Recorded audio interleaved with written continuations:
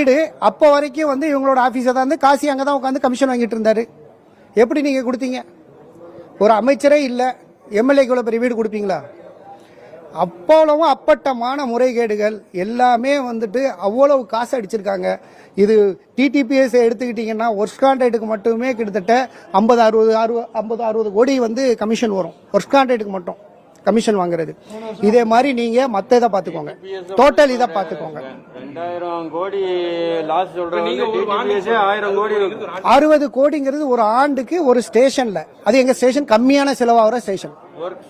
இதே மற்ற ஸ்டேஷன் பார்த்தீங்கன்னா அது வேற லெவல் ரெவென்யூ, வேற லெவல் இன்கம்.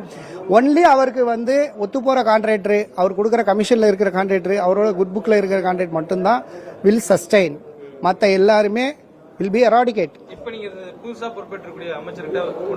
எல்லாமே கொண்டு போயிருக்கோம். அதோட விளைவு தான் இந்த கூட்டம். இன்னும் எங்களுக்கு அமைச்சர் வந்து உறுதி கொடுத்துருக்காங்க, வேற என்னெல்லாம் இருக்கோ எல்லாத்தையும் கொண்டு வாங்கங்கிறது எங்களுக்கு மிகுந்த நம்பிக்கை அளிக்கிற வகையில் தான் அமைச்சரோட செயல்பாடு, இந்த அரசோட செயல்பாடுகள் வந்து இருக்கு.